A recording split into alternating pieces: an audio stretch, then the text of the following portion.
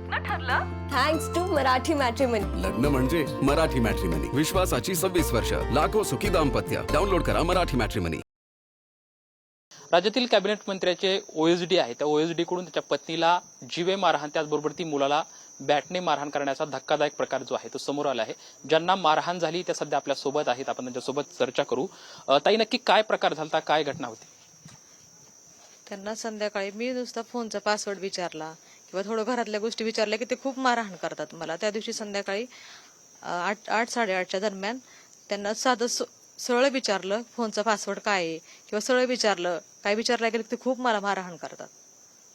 खरं तर ओएसडी म्हणून ते कार्यरत आहेत. काय त्यांचं नाव आणि कुणाकडे ओएसडी म्हणून काम चालू?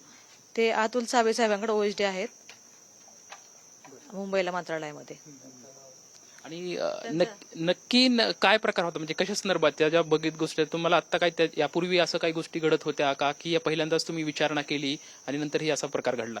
नाही, खूप दिवसांपासून चालू आहे, पण मी कधी रिस्क घेतलीच नाही पुढे समोर यायची. पण त्यांनी आता जीव घेणा प्रकार केला माझ्यावर. त्या दिवशी म्हणजे तुम्हालाही मारहाण, मुलालाही मारहाण, त्या दिवशी नक्की काय झालं? म्हणजे त्या दिवशी त्यांना काहीच नाही, फक्त फोनचा पासवर्ड विचारला आणि थोडस घरगुती विचारलं की त्यांनी एवढी मला मारहाण केली. म्हणजे मुलाला पण मारलं? मुलगा माझ्या मध्ये आला मला सोडवायला, त्याला पण त्याने बॅटने मारलं त्यांनी. मग हा सर्व प्रकार घडल्याच्या नंतर तुम्ही अहिल्यानगरमध्ये हा गुन्हा नोंद केलेला होता. अहिल्यानगरकडे गुन्हा नोंद म्हणजे पुण्यामध्ये मला पूर्ण बेशुद्ध झाले होते, मला काहीच समजत नव्हतं. मी सकाळी उठल्यावर माझ्या आई वडील अहिल्यानगरला राहतात तिकडे, मग त्यांना बोलून घेऊन मी तसेच तिकडे गेले बसने. आणि इकडे माझ्या आई वडिलांना येऊन देत नव्हते, त्या माझ्या आई वडिलांना घर पण माहिती नव्हतं त्यांचं यायचं ते, त्याच्यामुळे मी तिकडे गेले अहिल्यानगरला. बरं, या सर्व प्रकरणामध्ये काही राजकीय हस्तक्षेप किंवा दबाव तुमच्यावरती, कुटुंबावरती असं काही त्यांनी केलंय? हो आहे ना, ते म्हणायचे की मी अतुल साहेबांचं ओएसडी तू काही पण कर. म्हणजे ते असं घाबरतच नव्हते कोणत्या गोष्टीला, ना पोलिसांना ना कायद्याला ना कशालाच घाबरत नव्हते.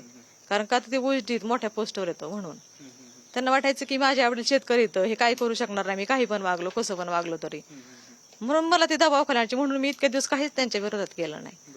पण आता मला 2 मुलं आहेत लहान लहान, म्हणजे त्यांचा पण नाही विचार करत.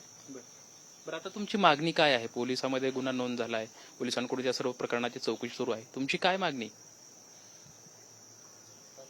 तपास योग्य करावा त्यांचा.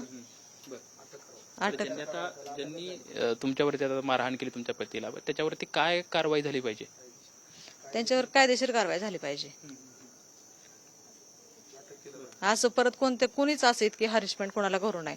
कोणत्या मंत्र्याच्या पियांच्या बायकांना, ओएसडींना अशी कोणावरच इतकी जबरदस्ती हानमार केली नाही पाहिजे असं मला वाटतं. साधारण आता तुमचं जे म्हणजे लग्न झालं, त्या लग्नापासून किती वर्षाचा तुमचा हा संसार आहे, आणि असं लग्न झाल्यापासूनच होत होतं का आताच्या काही काळखंडामध्ये हे होतंय? नाही, लग्नाला आमचे 12 वर्ष झाले, तर 3-4 वर्षांनी सुरू झालं, पण एवढं इतकं नव्हतं. पण त्यांचं आता जसं मंत्रालयात गेले मुंबईला, त्यापासून त्यांचं हे जास्त बाहेर वर्तवणूकच बदलली मुंबईला गेल्यापासून.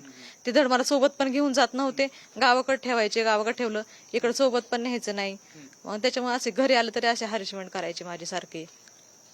म्हणजे त्यांच्या वर्तणुकीवर तुम्हाला संशय होता आणि त्या संदर्भात तुम्ही त्यांचा मोबाईलचा पासवर्ड मागितल्यानंतर हा राग येऊन? हो, त्यांच्या वर्तणुकीवर संशय होता मला, त्यांचं वागणं बोलणं, त्याच्यावरून मला वाटायचं की नक्की ह्यांचं काहीतरी आहे कुठेतरी, म्हणून मी त्यांना विचारायचे की मला पासवर्ड सांगा, हे सांगा, पण ते नाही. त्यांनी मग ते असं हे करा, राग काढायचे माझ्या प्रत्येक गोष्टीचा. तुमच्या पतीचं नाव आणि काय नेमकं? त्यांचं विजय धुचंद कांडे नाव आहे, ते मंत्रालयात अतुल सावे साहेबांकडे ओएसडी म्हणून कार्यरत आहेत.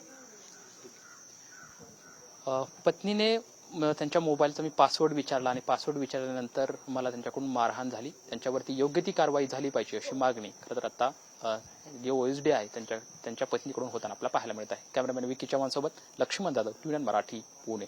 लग्न ठरलं थँक्स टू मराठी मॅट्रिमनी. लग्न म्हणजे मराठी मॅट्रिमनी. विश्वासाची 26 वर्ष. लाखो सुखी दाम्पत्य. डाउनलोड करा मराठी मॅट्रिमनी.